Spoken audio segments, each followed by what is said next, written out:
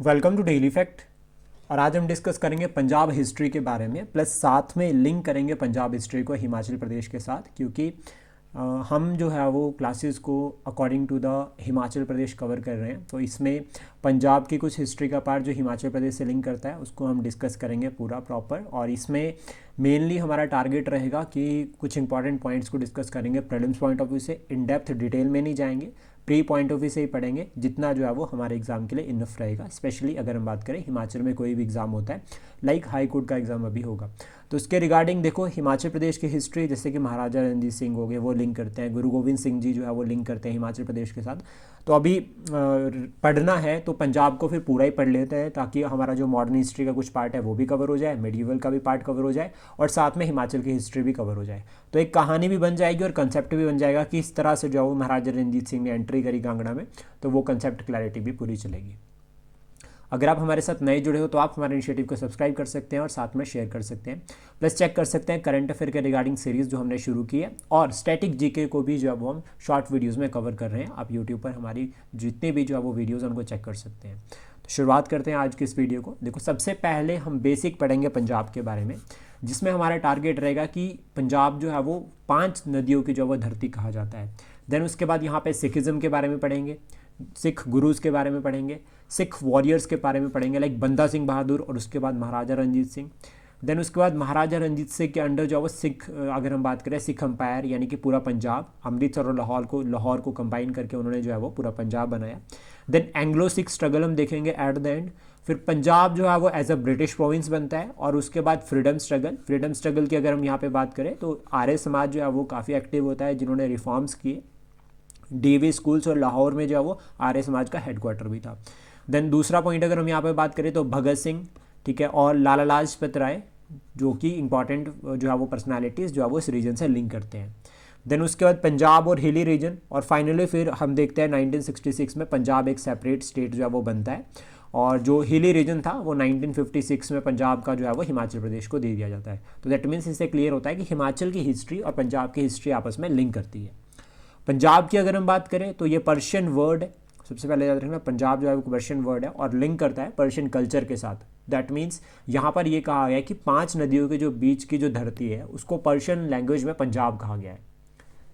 Then उसके बाद हमारा जो टारगेट रहेगा सबसे पहला वो जोग्राफिकल फीचर्स की तरफ रहेगा। अगर हम मैप पॉइंट ऑफ व्यू से अगर हम बात करें तो नॉर्दर्न स्टेट है पूरा, ये पुराना पंजाब आता है जिसमें पाकिस्तान भी इंक्लूड होता है, पार्टीशन से पहले वाला। जोग्राफिकल फीचर्स अगर हम बात करें, देखो हिस्ट्री और जोग्राफी दोनों आपस में लिंक करते हैं, क्योंकि किसी भी रीजन को अगर हमें पढ़ना है तो उसकी हिस्ट्री अगर हमें पढ़नी है तो हमें उसके जोग्राफिकल फीचर्स के बारे में पता होना चाहिए। क्यों? देखो छोटा सा एग्जांपल एक आपको बताता हूँ कि पुराने समय में एंशिएंट टाइम पे सिटीज़ जो है वो नदियों के किनारे होती थी। अब नदी मतलब जोग्राफिकल फीचर, तो इस तरह से हिस्ट्री और जोग्राफी आपस में लिंक करते हैं। तो पंजाब के जोग्राफिकल फीचर्स में सबसे पहला आता है दोआब रीजन। दोआब रीजन किस तरह से, जैसे मान लीजिए इंडस रिवर है और यहाँ से आगे सतलुज, तो इन दोनों के बीच का रीजन दैट इज़ दोआब। अब यहाँ पर ऐसे नहीं है कि बीच में और नदियाँ नहीं है, यहाँ पर आपकी जो है वो चेनाब आती है, चेनाब को झेलम ज्वाइन करते हैं तो झेलम और चेनाब के बीच में भी दोआब हो गया। देन उसके बाद यहाँ पर अगर हम बात करें तो रावी रिवर हो गया, ब्यास रिवर हो गया।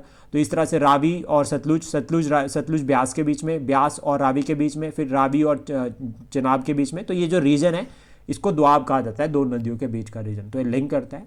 देन उसके बाद अगर हम देखें तो शिवालिक का जो फुट हिल्स है, शिवालिक जो फुट हिल्स है उनका एक्सटेंशन जो कि सब ट्रॉपिकल रीजन कहा जाता है, सॉरी ट्रॉपिकल रीजन, ट्रॉपिकल और सब ट्रॉपिकल रीजन दोनों पार्ट इसमें इंक्लूड होते थे 1956 से पहले, जब जो है वो हिली रीजन पंजाब का जो है वो हिमाचल को नहीं दिया गया था। जैसे कि चायल, अगर हम एक छोटा सा एग्जाम्पल लें, हिमाचल प्रदेश का रीजन पार्ट ऑफ पंजाब।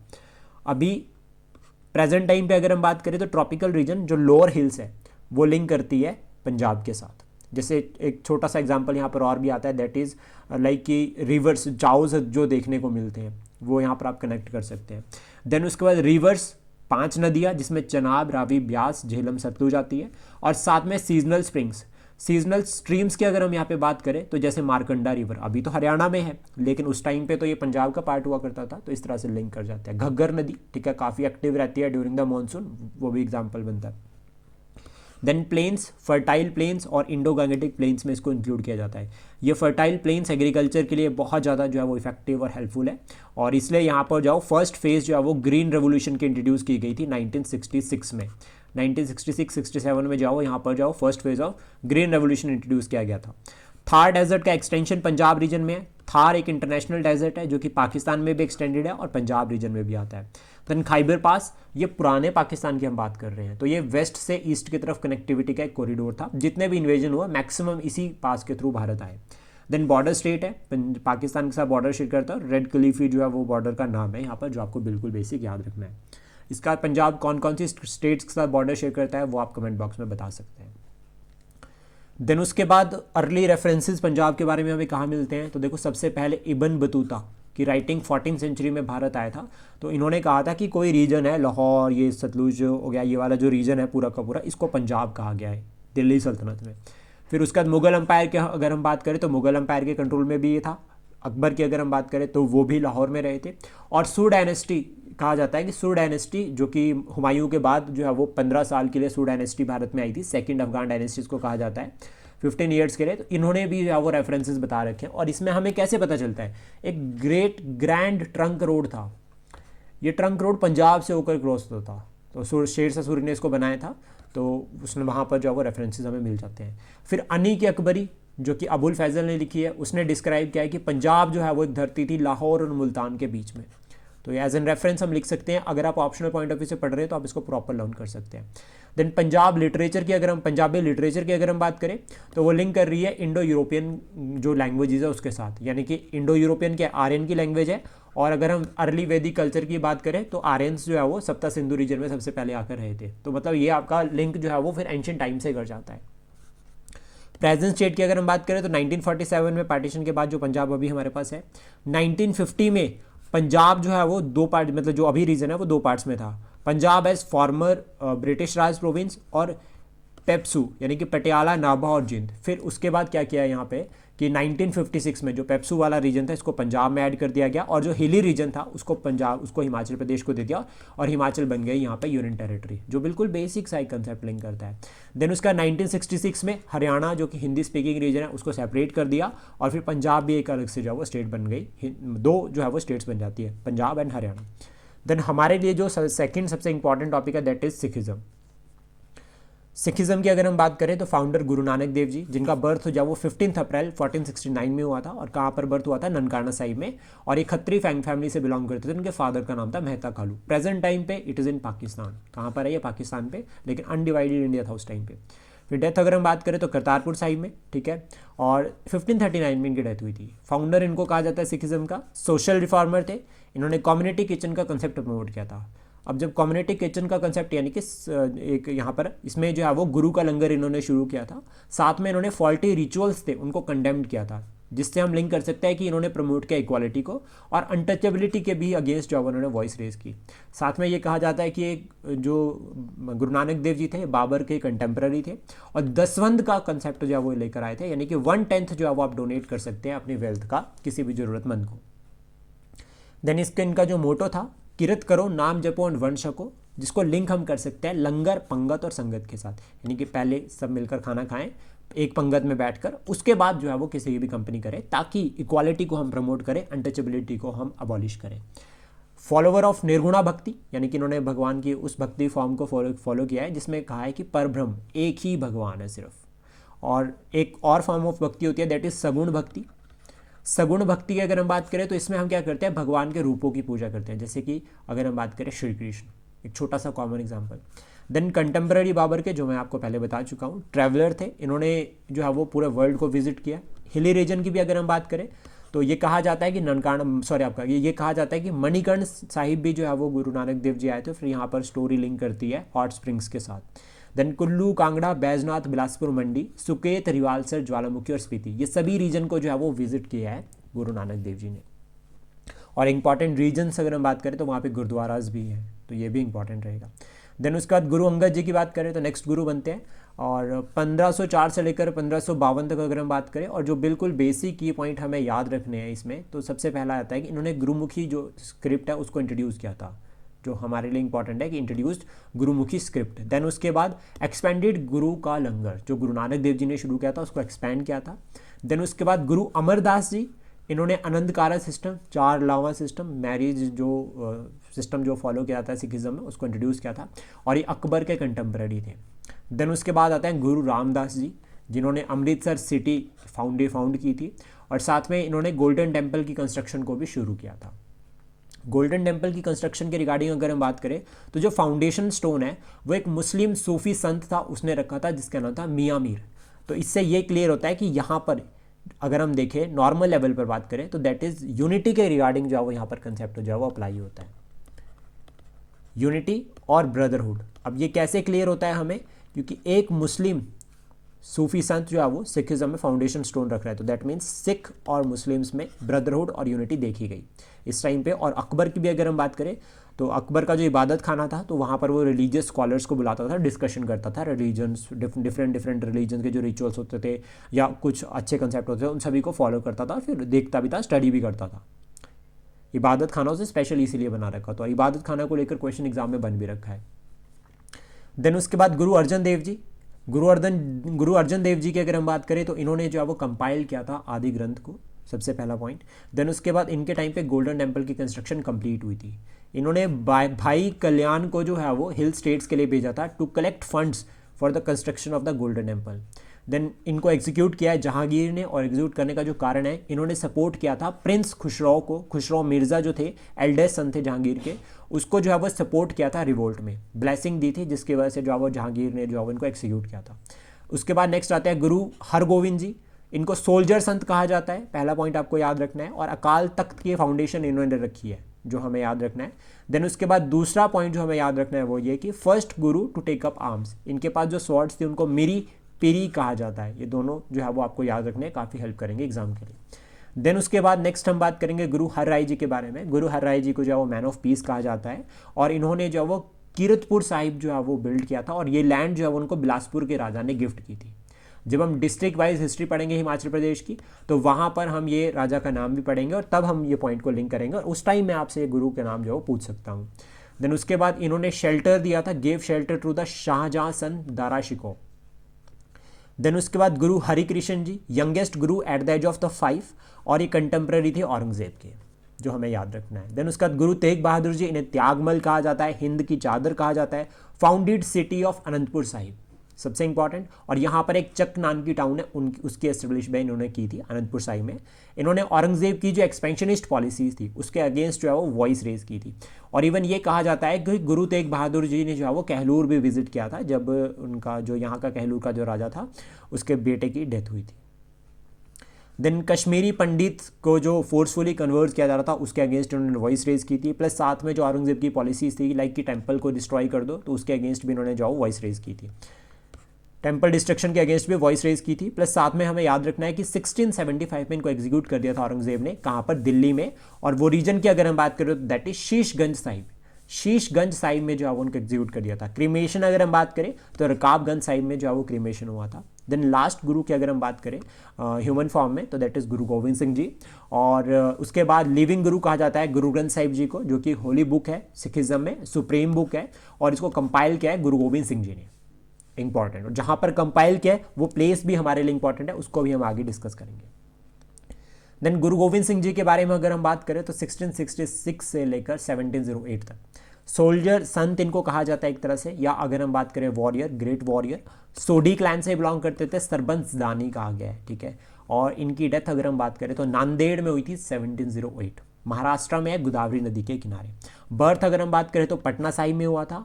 और अगर हम बात करें पटना साहिब, प्रेजेंट टाइम पे it is in Bihar. Father अगर हम बात करें गुरु तेग बहादुर जी, और माता के अगर मदर की अगर हम बात करें तो दैट इज़ माता गुजरी। बेसिक अगर पॉइंट हम डिस्कस करें इनके रिगार्डिंग तो सोशल रिफॉर्मर, और हमारा पर्पस सिर्फ स्टडी के रिगार्डिंग है, इसमें ध्यान रखना। देन वॉरियर, और इनको जो है वो पर्शियन भी आती थी, अरबिक भी आती थी, संस्कृत भी आती थी और पंजाबी भी, तो नो मल्टीपल लैंग्वेजेस। वाइफ्स की अगर हम बात करें तो माता जीतो, माता सुंदरी, माता साहिब दीवान। माता साहिब दीवान को जो है वो मदर ऑफ खालसा भी जो है वो कहा जाता है। ये कहा जाता है कि कुछ टाइम सिरमौर में भी रहे थे और वहाँ पर फिर गुरुद्वारा है दैट इज़ पांवटा साहिब, और यमुना नदी के किनारे जो वो गुरुद्वारा है।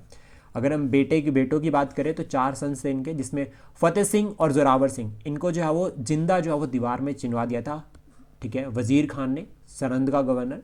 देन उसके बाद अजीत सिंह और जुझार सिंह जो कि बैटल में शहीद हुए थे। और इनके रिगार्डिंग रिसेंटली अगर हम बात करें तो हमारी जो यूनियन गवर्नमेंट है उनका इनिशिएटिव भी है, और जो आप अगर हम बात करें जो है वो एक तरह से जो है वो चार साहिबजादों से रिलेटेड दिवस भी जो है वो मनाया जाता है, और वो डे कब होता है वो आप कमेंट बॉक्स में बता सकते हैं।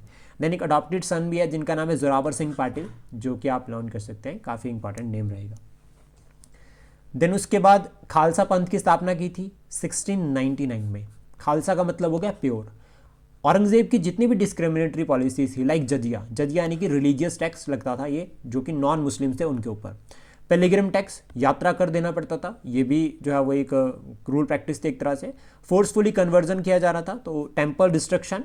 और भदर टैक्स, ये एक तरह से आफ्टर द क्रीमेशन हेड को शेव किया जाता है, तो वो हेड शेव करने का भी जो है वो टैक्स पे करना पड़ेगा, ये भी औरंगजेब ने लगाया था। तो इसलिए जो है वो इन्होंने चैलेंज की थी औरंगजेब की जितनी भी डिस्क्रिमिनेटरी पॉलिसीज थी।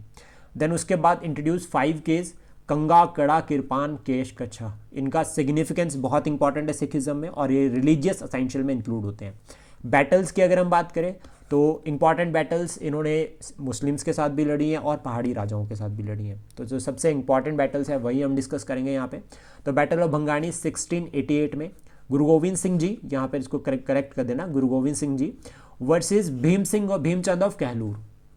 ये पहली बैटल थी गुरु गोविंद सिंह जी की, और इसमें ये कहा जाता है कि इस बैटल में हिंदूर का जो राजा था हरिचंद, वो गुरु जी के एरो से जो है वो तीर से जो मारा जाता है। बट लेकिन इसके बाद टेरिटरी को कंट्रोल नहीं करते हैं, टेरिटरी को, कहलूर की जो टेरिटरी थी इसको वापिस से जो है वो भीमचंद को दे देते हैं। तो दैट मीन्स इससे क्या होता है, भीमचंद और गुरु गोविंद सिंह जी के बीच में दोस्ती हो जाती है। और इस दोस्ती का एग्जाम्पल कैसे पता चलता है कि दोस्ती होती है, बैटल ऑफ नदौन होती है 1691 में। Guru Gobind Singh ji versus Bhimchand of Kahlur, Guru Gobind Singh ji versus Bhimchand of Kahlur versus Miyan Khan और अलीफ खान। अब ये कहानी रहती है कि अलीफ खान को भेजा था औरंगजेब ने कि जाओ पहाड़ी राजाओं से जिसने अभी तक पैसा पे नहीं किया है उनसे फंड लेकर आओ दक्कन कैंपेन के लिए। तो यहाँ पर अगर हम बात करें उस टाइम पे जो कांगड़ा का रूलर था, जब उसके पास जाते हैं तो कांगड़ा का रूलर बोलता है भाई बात सुनो, अगर आपने ये कहलूर उस टाइम पे स्ट्रांग था सबसे ज़्यादा, अगर आपने इसको हरा दिया तो बाकी सभी पे कर सकते हैं। तो फाइनली फिर अलीफ खान क्या करता है, मूव करता है कहलूर की तरफ और कहलूर को बोलता है पे करने के लिए, बट लेकिन कहलूर का जो राजा था वो मना करता है। ठीक है, देन उस केस में क्या होता है, यहाँ पर बैटल होती है और इस बैटल में फिर कहलूर के जो राजा थे वो रिक्वेस्ट करते हैं गुरु गोविंद सिंह जी से कि आप हमारी साइड से जो है वो हमें सपोर्ट करो। तो यहाँ पे रिजल्ट क्या रहता है, सिख विक्ट्री रहती है, और ये कहा जाता है कि राजा दयाल चंद, ठीक है, यहाँ पर मारा जाता है, जो कि अलीफ खान का दोस्त था। देन उसके बाद आती है बैटल ऑफ गुलेर, जो कि 1696 में हुई, और ये सतलुज नदी के किनारे हुई है। इसमें गुरु गोविंद सिंह जी गुलेर का राजा एक तरफ थे, और मुगल्स की अगर हम बात करें तो दिलावर खान जो है वो लीड कर रहा था, और रिजल्ट क्या रहता है यहाँ पर, सिख विक्ट्री। अभी देखो ये तो क्लियर हुआ कि भीमचंद और गुरु गोविंद सिंह जी की यहाँ पर जो है वो दोस्ती है। देन दोबारा अगेन क्यों जो है वो ट्रशल हुआ, तो उसका देखो सब बेसिक कारण क्या रहता है। एक तो गुरु गोविंद सिंह जी को एक एलिफेंट गिफ्ट किया था असम का जो राजा था रतन राय, उसने। तो भीमचंद ने जो है वो, भीमचंद जो बिलासपुर का राजा था, उसने कहा था कि आप एलिफेंट मुझे, डिमांड की थी उन्होंने कि आप एलिफेंट मुझे दो, गुरुजी ने रिफ्यूज़ कर दिया। बट लेकिन ये कोई कारण नहीं था। हिस्टोरियंस अलग अलग जो है वो इसके ऊपर जो है वो पॉइंट्स रखते हैं। तो एक और रीज़न भी बनता है कि बैटल ऑफ भंगानी जो हुई थी उसमें सिख विक्ट्री हुई थी, पहला पॉइंट तो ये हो गया। ठीक है, तो उससे भी कहीं ना कहीं ऐसा रहता है कि बिलासपुर के साइड पे, कहलूर के रीजन के साइड पे एक अनदर जो है वो पावर जो है वो राइज कर रही है। ऊपर से खालसा पंथ की स्थापना करना, दैट मीन्स वॉरियर क्लास बनाना, तो इससे कंसर्न रेज हो गए थे पॉलिटिकल। तो वो पॉलिटिकल क्लैशेस कन्वर्ट हुए थे अगेन जो है वो dispute between the Guru Gobind Singh ji and Kahlur राजा, जो बिल्कुल बेसिक हम याद कर सकते हैं। देन उसके बाद बैटल ऑफ बशौली होती है 1702 में, और इसका जो रीज़न था वो खालसा पंथ की एस्टेब्लिशमेंट थी, वही कि खालसा पंथ बन गया। तो यहाँ पर कौन कौन होते हैं, देखो गुरु गोविंद सिंह जी एक साइड होते हैं, ठीक है, राजा धर्मपाल और बशौली, ये दोनों आपस में, मतलब ये दोनों एक साइड होते हैं, और दूसरी साइड पे मुगल होते हैं अदीना बेग। अभी अजमेर चंद ऑफ कहलूर ये नेक्स्ट रूलर आ गया, क्यों, क्योंकि देखो वही मैंने आपको बताया कि पॉलिटिकल पावर जो है वो एक रीजन पर जब आ गई तो आपके राज्य के पास में एक पॉलिटिकल पावर राइज कर रही है, तो कहीं ना कहीं उसको कंसर्न था। तो यहाँ से अजमेर चंद क्या करता है, फिर टर्न कर जाता है मुगल्स की तरफ। बट लेकिन यहाँ पर रिजल्ट ब्रिटिश विक्ट्री है, ठीक है, जो आपको याद रखना है। देन उसके बैटल ऑफ सरसा 1704, और यहाँ पर इंपॉर्टेंट रहता है वजीर खान जो कि मुगल आर्मी को लीड कर रहा था, और गुरु गोविंद सिंह जी की अगर हम बात करें, जब नदी को क्रॉस करे तो काफ़ी नुकसान यहाँ पर हुआ है, काफ़ी कैजुअलिटी जो है वो सिख आर्मी को यहाँ पे फेस करनी पड़ी, और यहाँ पर जो है वो फैमिली सेपरेशन भी कहा जाता है, यानी कि परिवार बिछोड़ा, गुरु गोविंद सिंह जी जो फैमिली थी वो बिछड़ जाती है। देन ये भी कहा गया है कि गुरु गोविंद सिंह जी ने जो मंडी को भी विजिट किया और कुल्लू रीजन को भी, और मंडी का रूलर उस टाइम पे सिद्ध सेन था। मंडी का रूलर कौन था उस टाइम पे? सिद्ध सेन, ये नाम आप याद कर सकते हैं। देन उसके बाद बैटल ऑफ चमकौर होती है 1704 में, और यहाँ पर नहर खान था जो कि मारा जाता है, बट लेकिन इस बैटल में अजीत सिंह और जुझार सिंह जो दो साहिबजादे वो भी इस बैटल में शहीद हुए थे। देन उसका आता है बैटल ऑफ मुक्तसर 1705, और यहाँ पर वजीर खान ने अटैक किया था, और ये जो बैटल हुई थी किद्राना प्लेस पर हुई थी, इसको रिनेम जो है वो मुक्तसर जो है वो महाराजा रंजीत सिंह ने किया है। गुरु गोविंद सिंह जी की ये लास्ट बैटल थी। देन इसके बाद वो नांदेड़ की तरफ चले जाते हैं, और यहाँ पर जो है वो काफ़ी नुकसान जो है वो सिखों को फेस करना पड़ा। देन उसके बाद नेक्स्ट आती है बैटल ऑफ जुझाऊ, ये 1707 में हुई है, और इस बैटल की अगर हम बात करें तो आजम शाह वर्सेस बहादुर शाह है कि कौन एम्परर बनेगा दिल्ली का। तो इसमें बहादुर शाह जीत जाते हैं, और बहादुर शाह फिर कोशिश करते हैं कि जो सिख हैं उनके साथ दोस्ती की जाए, और वो हायर मनसबदारी देते हैं गुरु गोविंद सिंह जी को, बट लेकिन गुरु गोविंद सिंह जी की डेथ हो जाती है 1708। अभी इंपॉर्टेंट पॉइंट यहाँ पर हमें याद रखना है कि आजम शाह को सपोर्ट करने के लिए गुरु गोविंद सिंह जी ने भाई धरन सिंह के अंडर जो है वो 200 से 300 सोल्जर सिक्स को भेजा था, यानी कि 200-300 सोल्जर्स सिख सोल्जर्स जो है वो यहाँ पर गए थे, बट लेकिन अगर हम बात करें बहादुर शाह जो है वो जीत जाता है। फिर जफरनामा साहिब की अगर हम बात करें तो इसमें जो है वो औरंगज़ेब को जो है वो लेटर लिखे हैं पर्शियन में जो है वो जफरनामा था औरंगज़ेब को, और उसमें ये जो है वो बताया, प्रेडिक्ट किया है कि मुगल जो रूल है वो भारत में जल्दी खत्म होने वाला है, और ऐसा हुआ भी है। 1707 के बाद जो है वो मुगल एम्पायर का डिक्लाइन होता है, और 1857 तक फाइनली जो है वो खत्म हो जाता है, फिर क्राउन रूल जो है वो भारत में शुरू होता है। 5 तख्त की अगर हम बात करें तो प्योर सीड्स, ठीक है, स्पेशल सिग्निफिकेंस रहता है। अकाल तख्त जिसको एटर्नल थ्रोन कहा गया है अमृतसर में है, और गुरु हरगोविंद सिंह जी ने जो वो इसको बनाया है, founded by the Guru Hargovind Singh ji. Then उसका तख्त केशगढ़ साहिब जो कि अनंतपुर साहिब में है, यहाँ पर खालसा पंथ की स्थापना की थी। तख्त दमदमा साहिब तलवंडी साबो बठिंडा के पास में है ये, और यहाँ पर जो है वो फाइनल अगर हम बात करें गुरु ग्रंथ साहिब जी को कंपाइल किया था गुरु गोविंद सिंह जी ने 1705। देन तख्त पटना साहिब जहाँ पर बर्थ हुआ है गुरु गोविंद सिंह जी का। तख्त श्री हजूर साहिब नांदेड़ में है ये, जहाँ पर गुरु गोविंद सिंह जी की डेथ हुई। तो ऑलमोस्ट चारों के चारों तख्त किससे लिंक करते हैं? गुरु गोविंद सिंह जी से, और एक तख्त जो है वो गुरु हरगोविंद जी से लिंक करता है जो कि अमृतसर में अकाल तख्त। देन उसके बाद गुरु गोविंद सिंह जी के बाद जो है वो पंजाब में अगर हम बात करें तो बंदा सिंह बहादुर का राइज होता है, और बंदा सिंह बहादुर जो है वो राजपूत थे, और इनका नाम था माधो दास बैरागी, ठीक है। सबसे इंपॉर्टेंट पॉइंट आपको याद रखना, इन्होंने रिवोल्ट किया था अगेंस्ट द मुगल इनजस्टिस, और पंजाब में जो है वो खालसा रूल की एस्टेब्लिशमेंट की थी, जिसमें इन्होंने ज़मींदारी सिस्टम को अबॉलिश किया था और सती प्रथा को ख़त्म किया था। इस टाइम पे अगर हम बात करें तो सिरमौर का जो रूलर था बंदा सिंह बहादुर के टाइम पे वो था राजा भूप प्रकाश। बैटल ऑफ छप्पर सीरी ये आपका 1710 में बैटल हुई है, जिसमें वजीर खान को मार देते हैं, ठीक है, और ऑलमोस्ट जो सरहंद वाला रीजन था उसको कॉन्कर कर लेते हैं। तो इससे हमें ये क्लियर होता है कि पॉलिटिकल सुप्रीमेसी भी जो है वो यहाँ पर शुरू हो जाती है। अभी जो नेक्स्ट हमें पॉइंट जो याद करने हैं इसमें वो ये कि जो आपके ये बंदा सिंह बहादुर थे इनको सैयद ब्रदर्स पकड़ लेते हैं फारूक सैर के टाइम पे, और 1716 में जो है वो इनको जो है वो एग्जीक्यूट कर देते हैं देन। और ये कहा जाता है कि फारूक सैर जो है वो उस टाइम पे एम्परर थे, और जो जिसने ये ऑपरेशन पूरा लेड किया था उसका नाम था अब्बूस सहमद खान। अब्बूस सहमद खान का इसमें इंपॉर्टेंट रोल रहता है, बंदा सिंह बहादुर को फिर फाइनली एग्जीक्यूट कर दिया जाता है। देन उसके बाद देखो जो हमें पंजाब हिस्ट्री के पॉइंट ऑफ व्यू से याद करना है, मुगल एम्पायर हम ऑलरेडी डिस्कस कर चुके हैं, आप चेक कर सकते हैं, एक एक वीडियो में हमने उसको कवर किया है। अब देखो यहाँ पर क्या होता है कि नादिर शाह की रेड आती है 1739। पहले तो देखो मराठा रेड करते हैं, और मराठा जो है वो 1737 में दिल्ली पर अटैक करते हैं और दिल्ली को कमज़ोर कर देते हैं। फिर कहते हैं दिल्ली हम आपको प्रोटेक्ट करेंगे, साउथ से हम आपको प्रोटेक्ट करते रहेंगे। लेकिन नादिर शाह इन्वेजन हुआ है 1739 में, और अब्दाली रेड्स जो है वो 1768 तक चली है, 1748 से लेकर 68 तक। तो इससे पंजाब जो है वो नो मैन रीजन बन जाएगा, मतलब यहाँ पे पॉलिटिकल वैक्यूम क्रिएट हो जाता है, यहाँ पे कोई भी बड़ी पावर नहीं रहती। तो यहाँ पे जो पावर थी वो मिसल पीरियड में राइज होती है। फिर यहाँ पर एक कहावत आती है कि जितना हम अभी खा पी रहे हैं वो सब सही है, बाकी सब अब्दालियों का है, मतलब बाकी वो लूट मार करके चले जाएंगे, तो इसलिए जितना हम अभी खा पी रहे हैं वही हमारा है सिर्फ। मिसल पीरियड की अगर हम बात करें तो ऑलमोस्ट 1763 पे से लेकर महाराजा रंजीत सिंह जो है वो महाराजा रंजीत सिंह जी तक जो है वो ये लिंक करता है। इसमें कोई बिग रूलर नहीं था, लेकिन छोटी 12 मिसलें थी जो कि छोटे छोटे रीजन्स थे। जब अब्दाली अटैक करता तो देन ये शिफ्ट कर जाते तो टुवर्ड द हिली। फिर जब अब्दाली लूट कर वापस जा रहा होता था तो ये सिख जो है फिर अब्दालियों को लूटते थे। तो यहाँ पे फिर जैसे कि अब्दाली की फोर्सेस क्या करती थी कि वो यहाँ से महिलाओं को भी लेकर जाते थे, तो फाइनली फिर सिख उनको प्रोटेक्ट करते थे। काफ़ी हिस्टोरियंस ये भी क्लेम करते हैं। देन मिसल की अगर हम बात करें तो ये मिसल जो है वो अरेबिक वर्ड है जो कि लिंक करता है स्टेट के साथ, यानी कि और पंजाब के केस में अप्लाई होता है मिलिट्री ब्रदरहुड। छोटी छोटी रियासतें और उनके अपनी जो है वो सेनाएं और अपना वो एक तरह से जो है वो प्रमोट कर रहे हैं, पूरा का पूरा मिलिट्री सिस्टम उनका चल रहा है। इंपॉर्टेंट मिसल्स की अगर हम बात करें तो आलूवालिया, कन्हैया और सुकरचकिया। सुकरचकिया की अगर हम बात करें तो रावी और चिनाब के बीच का रीजन, जो कि हमारे लिए बहुत ज़्यादा इंपॉर्टेंट है। अब कंसेप्ट हम थोड़ा सा लिंक करते हैं हिमाचल के साथ। इस टाइम पे कांगड़ा फोर्ट बहुत स्ट्रांग था और ये कहा जाता था कि जिसने कांगड़ा फोर्ट के ऊपर कंट्रोल कर लिया उसने पूरे हिमाचल पर कंट्रोल कर लिया। देखो पहले बात की जा रही थी कहलूर की, जब अगर कहलूर ने पैसे दे दिए तो सब पैसे दे देंगे, लेकिन यहाँ पर बात की जा रही है कांगड़ा फोर्ट की। तो दैट मीन्स अभी हिमाचल हिस्ट्री का सेंटर बनने वाला है कांगड़ा फोर्ट, यानी कि जिसने कांगड़ा फोर्ट, तो मतलब कांगड़ा का रूलर।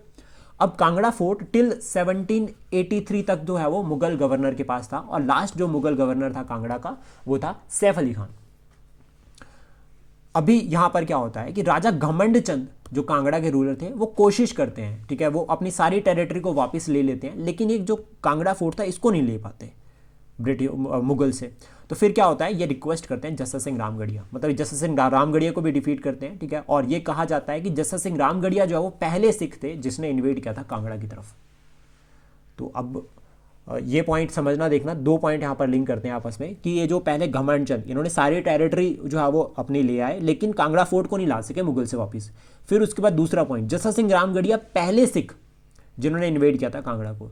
देन उसके बाद 1775 में जस्सा सिंह कन्हैया डिफीटेड रामगढ़िया, जो आपका रामगढ़िया है, यानी कि जयसिंह कन्हैया डिफीट करता है रामगढ़िया को। अब इससे क्या हो गया कि एक पावर चली गई, ठीक है, जस्सा सिंह रामगढ़िया चले गए। अब जयसिंह कन्हैया और संसार चंद के बीच में थोड़ी बहुत दोस्ती हो जाती है, ठीक है। और फाइनली क्या होता है यहाँ पर कि संसार चंद कुछ ना कुछ करके कांगड़ा के जो रूलर थे 1783 में जो है वो कांगड़ा फोर्ट को जो है वो अपने पास ले आते हैं। तो दैट मीन्स कांगड़ा फोर्ट किसके पास चला गया, संसार चंद के पास चला गया। तो ये कंसेप्ट अभी याद रखना, आगे काम आएगा। देन उसके बाद एंट्री होती है महाराजा रंजीत सिंह की। महाराजा रंजीत सिंह का जो बर्थ है वो 1780 में हुआ था। सुकरचकिया मिसल से बिलोंग करते थे। पेरेंट्स की अगर हम बात करें तो फादर महान सिंह और मदर राजकौर, ठीक है, दोनों के नाम आपको याद रखना है। थर्ड पर्सन एक और है जिनका इनकी लाइफ में बहुत इंपॉर्टेंट रोल रहता है। अभी जो हमें याद रखना है यहाँ पर कि 12 मिसल्स को ये यूनाइट करते हैं, ठीक है। और यूनाइट करने के बाद 1799 में जो है वो लाहौर और 1802 में अमृतसर, इन दोनों को यूनाइट करके पंजाब बनाते हैं। अब इनके टाइम पे क्या क्या इंपॉर्टेंट चैलेंजेस थे। ज़मान शाह का इन्वेजन, ज़मान शाह अब्दाली का सक्सेसर इन्वेड कर रहा था। देन उसका राइज ऑफ ब्रिटिशर्स, पूरे भारत पर ब्रिटिशर राइज कर रहे थे। 1803 में तो मुगल एम्परर को भी पेंशनर बना दिया था। फिर उसके बाद हिली रूलर्स, जो हिली रूलर्स है इसमें हम बता सकते हैं संसार चंद, गुरखाज, अमर सिंह थापा। अब कहानी इन तीनों की शुरू होती है और हिमाचल की हिस्ट्री भी लिंक करेंगे साथ में। तो देखो सबसे पहले इन्होंने क्या किया, इन्होंने ब्रिटिशर्स का दोस्ती करी। एक ताकतवर ने दूसरे ताकतवर के साथ दोस्ती करी। क्यों? This is the Punjab and this is rest of India and this is west. यहाँ से अटैक होगा। अगर यहाँ पे ऑलरेडी कोई स्टेट, यहाँ पर इस रीजन में अगर ऑलरेडी कोई स्ट्रांग रूलर है तो दैट मीन्स अटैक नहीं होगा वेस्ट से। तो ब्रिटिशर्स ने क्या किया, यहाँ पे ब्रिटिश इंडिया ने क्या किया, ब्रिटिशर्स ने इनके साथ दोस्ती करी। That is treaty of Amritsar 25 अप्रैल 1809। इन्होंने कहा कि यहाँ पे कोई सतलुज रिवर है, ये पंजाब की ईस्टर्न बाउंड्री है, इससे इधर ना सिख फोर्सेज आएंगी ना ब्रिटिश फोर्सेज उधर जाएंगी। और इस टाइम पे महाराजा रंजीत सिंह के दूसरी साइड ब्रिटिशर्स में अगर हम बात करें तो चार्ल्स मेटकाफ थे, और जो ब्रिटिश गवर्नर जनरल थे यहाँ पे वो थे लॉर्ड मिंटो वन। लेकिन चार्ल्स मेटकाफ ने काफ़ी रोल इसमें प्ले किया है। अब इस ट्रीटी का जो फ़ायदा हुआ महाराजा रंजीत सिंह को, एक तो वो कांगड़ा की तरफ शिफ्ट कर सकते थे, दूसरा वो ये वेस्ट, यहाँ पर जो चैलेंजेस थे, इन्होंने देखा वेस्ट कमजोर है भाई, अफगानिस्तान को कंट्रोल कर लो, अफगानिस्तान से अटैक करने के लिए आ रहे, तो इन्होंने यहाँ से जो है वो वेस्ट की तरफ जो है वो ट्रांसफर किया अपना इंटरेस्ट। तो इस ट्रीटी के जो फीचर्स रहते हैं जिसमें सतलुज एज ईस्टर्न बाउंड्री हो गया, no interfere in internal matters, ठीक है, और significance Maharaja Ranjit Singh shift toward west यानी कि अफगान की तरफ, और फिर वो पूरा रीजन कंट्रोल करते हैं अफगानिस्तान का। और ब्रिटिशर्स के साथ जो है वो पूरा, यहाँ ब्रिटिश के लिए क्या होता है, यहाँ पर ब्रिटिश के लिए जो है वेस्ट बॉर्डर वो पूरा सिक्योर हो जाता है। अब उसके बाद सिख और कांगड़ा जो है वो कंसेप्ट को हम समझते हैं। सिख और कांगड़ा कंसेप्ट को समझना जो है वो एक थर्ड एंगल और इसमें ऐड होता है, दैट इज गुरखा। अब एक तरफ मान लीजिए दिस इज कांगड़ा, ठीक है, this is Kangra and this is Punjab, और दिस इज बिलासपुर, छोटा सा रीजन, ठीक है। उस टाइम पे स्ट्रांग था बिलासपुर, लेकिन अभी बिलासपुर कमजोर हो गया, लेकिन कांगड़ा बहुत स्ट्रांग हो गया। तो संसार चंद जो है वो अपने जो नेबरिंग रीजन थे उस पर एक्सपेंशन करने की कोशिश कर रहे थे। उन्होंने पंजाब की तरफ भी एक्सपेंशन किया, लेकिन सिख फोर्सेज से वापस चले, उन्होंने सिख फोर्सेज ने वापस भेज दिया। लेकिन जो हिमाचल के जो उस टाइम पे रूलर थे वो उतने स्ट्रांग नहीं थे, ठीक है, एज कम्पेयर टू संसार चंद, तो ये परेशान हो रहे थे। तो फिर इन्होंने क्या किया, एक और भी सिख की हेल्प तो ले, पॉसिबिलिटी तो है सिख की हेल्प भी ले सकते थे, लेकिन इनको एक और स्ट्रांग पावर दिख गई, दैट इज गुरखा। और गुरखाज को इन्वाइट करते हैं अगेंस्ट कांगड़ा। अब जब गुरखाज को कांगड़ा के अगेंस्ट जो है वो बुलाते हैं, तो इसमें गुरखाज कहाँ से आया? देखो गुरखाज यानी कि नेपाल राइज करता है 17th सेंचुरी के एंड में, ऑलमोस्ट 18th सेंचुरी के मिड में, यानी कि 1780 सेंचुरी के बीच में। फिर एक्सपेंशन करते हैं गढ़वाल की रीजन की तरफ, और गढ़वाल सिरमौर के अपोजिट में। सिरमौर का रूलर उस टाइम पे था करम प्रकाश। अब ये जो करम प्रकाश उस टाइम पे जो रूलर था ना सिरमौर का, ये इनएक्सपीरियंस था, लेकिन यहाँ पर इंटरफेयर कौन करता है? हिंदूर का राजा। और गुरखाज क्या करते हैं? हिंदूर के राजा को बाहर निकालते हैं। तो इससे क्या हो गया, सिरमौर और गुरखाज की दोस्ती। फिर इनको लगा, जो बिलासपुर का राजा था उनको लगा कि नहीं यार, यहाँ पर भी हेल्प करी तो हो सकता है कि जो कांगड़ा के इंटरफेयर कर रहा है इसके लिए भी हेल्प कर सकते हैं। तो फिर वो क्या करते हैं, गुरखाज को इन्वाइट कर लेते हैं अटैक ऑन कांगड़ा। तो इसमें क्या होता है, यहाँ पे फाइनली बैटल ऑफ महर मोरी होती है, हमीरपुर में आई है, और इसका रिजल्ट क्या था? गुरखाज विक्ट्री। अब संसार चंद क्या करेंगे? तो संसार चंद रिक्वेस्ट करते हैं महाराजा रंजीत सिंह को, अगेन स्ट्रांग पावर, कि सर हेल्प करो। तो रंजीत सिंह कहते हैं ऐसे नहीं भाई, कांगड़ा फोड़ दे, कुछ टेरिटरी तो लूँगा, ऐसे तो मानूंगा नहीं। तो फिर यहाँ पर ट्रीटी ऑफ ज्वालामुखी होती है, और इसमें फिर महाराजा रंजीत सिंह अपनी आर्मी को भेजते हैं अंडर मोखन चंद, और गुरखाज को डिफीट करते हैं और कांगड़ा फोर्ट को कंट्रोल कर लेते हैं। तो इस तरह से कहानी को आप लिंक कर सकते हैं। अगर कुछ फैक्ट इसमें छूट गए हैं तो आप उसको पढ़ भी सकते हैं। मैं जस्ट आपको कहानी समझा रहा हूँ ताकि कहानी लर्न हो जाए, फैक्ट तो हम याद कर भी सकते हैं। तो इस तरह से फिर सिख यानी कि महाराजा रंजीत सिंह का जो वो कांगड़ा फोर्ट पे कंट्रोल हो जाता है। देन उसके बाद महाराजा रंजीत सिंह और अफगान, इसको पढ़ते हैं, बहुत इंपॉर्टेंट रहेगा। देखो eastern border, treaty of Amritsar controlled, मतलब पूरा बैलेंस बन गया, पीस हो गया, यानी कि अब यहाँ से कोई परेशानी नहीं होगी, ब्रिटिश तंग नहीं करेंगे। जो चैप्टर था कांगड़ा का उसको भी सेटल डाउन कर लिया। अब मुल्तान की बारी आती है। सबसे पहले मुल्तान, फिर पेशावर और फिर कश्मीर, ये तीनों रीजन को कंट्रोल कर लेते हैं महाराजा रंजीत सिंह। इससे परेशान हो गया अफगानिस्तान कि यार इतना स्ट्रांग पर्सनालिटी है कि अफगानिस्तान के रीजन को, वो रीजन जिसके ऊपर जो है वो कोई ट्राइब टिक नहीं पा रही थी, वहाँ पर इन्होंने कंट्रोल कर लिया। तो अफगान परेशान हो गए। फिर जो अफगान के आमिर थे वो ब्रिटिश सरकार को बोल रहे हैं कि सर महाराजा रंजीत सिंह को वापस ले जाओ, हम आपको सपोर्ट करेंगे, ना तो हम रशिया को ज्वाइन करेंगे, ना तो हम फ्रांस को ज्वाइन करेंगे। लेकिन महाराजा रंजीत सिंह तो स्ट्रांग थे। ब्रिटिशर्स ने कहा कि नहीं भाई, ऑलरेडी ट्रीटी हो रखी है यार, हम तो इंटरफेयर नहीं कर सकते। और बाद में ये सब ट्रेशल जो लिंक होता है वो लिंक होता है एंग्लो अफगान वॉर में। तो जो एंग्लो अफगान वॉर है वो इसी तरह यहीं से जो है वो उसका बेस बनता है। लेकिन ये सब बेस कब बनता है? After the death of the Ranjit Singh, क्योंकि वो स्ट्रांग रूलर था, वो पंजाब से हट गया। देन यहाँ पर की फैक्ट जो हमें याद रखने हैं, एक तो मोखन चंद यहाँ पर स्ट्रांग आर्मी लेकर जाता है, दूसरा हरि सिंह नलवा। काफ़ी खौफ था हरि सिंह नलवे का उस टाइम पे। और इवन जो हमारा जो ये बॉर्डर था रिगार्डिंग द खैबर पास वाला, यहाँ पर एक्सटेंडिंग आर्मी बनाई ताकि कोई वेस्ट से इन्वेड ना कर सके। देन कोहिनूर डायमंड शाह शुजा से लेकर जो है वो जो शाह शुजा से लेने के बाद जो महाराजा रंजीत सिंह ने अपने पास रखा था। फिर एक ट्राई पार्टी ट्रीटी भी होती है अफगान, महाराजा रंजीत सिंह और इंग्लिश के बीच में, ठीक है। ये ट्राई पार्टी ट्रीटी इसलिए होती है कि अफगानिस्तान में जो है वो अपना बंदा बनाया जाएगा। तो यहाँ पर जो है वो 1835 में ट्रीटी हो रखी है, ऑलमोस्ट वही की चेक करने के लिए कि कोई फर्दर अटैक ना हो वेस्ट की तरफ से, और ये ट्रीटी की गई। लेकिन जो सारा का सारा शिफ्ट है वो after the death of the Maharaja Ranjit Singh है। 1839 में इनकी डेथ हो जाती है, और यहाँ से जो है वो फिर सिविल वॉर शुरू हो जाती है, पावर ट्रशल शुरू हो जाता है कि नेक्स्ट जो महाराजा है वो कौन बनेगा। मिलिट्री यहाँ से रिवोल्ट करती है, क्योंकि महाराजा रंजीत सिंह के पास 75,000 की आर्मी थी। अगर एम्पायर स्ट्रांग नहीं होगा तो रेवेन्यू नहीं आएगा, रेवेन्यू नहीं आएगा तो आर्मी का खर्चा कैसे पे करेंगे, आर्मी का खर्चा पे नहीं कर पा रहे तो दैट मीन्स आर्मी तो रिवोल्ट करेगी। वीक सक्सेसर्स थे, और यहाँ से 6 सरदारों का फिर डोमिनेशन हो जाता है, जिसको कहा जाता है किंग मेकर्स। तो देखो महाराजा रंजीत सिंह के बाद खड़क सिंह बनते हैं, लेकिन खड़क सिंह की डेथ हो जाती है 1839 में, और after the cremation same day जो है वो नौहनियाल सिंह जो उनके बेटे थे उनकी भी डेथ हो जाती है। वो गेट जो है वो उनके ऊपर गिर जाता है, एक्सीडेंटल डेथ होती है। उसके बाद नए जो बनते हैं महाराजा, दैट इज शेर सिंह, लेकिन इनको वजीर मार देते हैं 1843 में। फिर उसके बाद यहाँ पर एक दिलीप सिंह जो कि माइनर सन थे महाराजा के, और इनको कौन बनाता है? वजीर हरि सिंह। और इस टाइम पे यहाँ पर कहा जाता है कि रानी जिंदल जो है वो गार्डियन की तरह सर्व कर रही थी। 2 पॉइंट हो गए। अब उसके बाद थर्ड पॉइंट जो हमें यहाँ पर याद रखना है वो ये कि Hira Singh was killed by the Lal Singh. Lal Singh जो है वो लवर था रानी जिंदल का, वो उसको मार देता है और नेक्स्ट वजीर बन जाता है। अब यहाँ पे क्या होता है, इसके बाद शुरू होती है एंग्लो सिख वॉर। 2 वॉर्स हुई है एंग्लो सिख वॉर, 1845 1846। तो 1845-46 में अगर हम बात करें तो इस टाइम पे जो गवर्नर जनरल थे वो आप कमेंट बॉक्स में बता सकते हैं, ठीक है, ये आप लर्न करके और बता सकते हैं।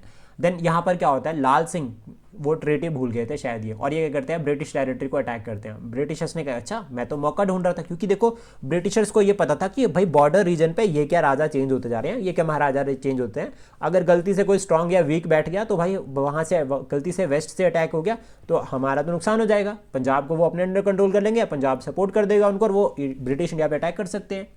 तो फाइनली ब्रिटिशर्स सब देख रहे थे, फिर ब्रिटिशर्स को मौका मिल गया, लाल सिंह ने ब्रिटिश टेरिटरी पे अटैक कर दिया। इन रिटर्न ब्रिटिश ने क्या किया, सिख फोर्सेस को डिफीट किया, जिसका रिजल्ट आता है ट्रीटी ऑफ लाहौर 1846।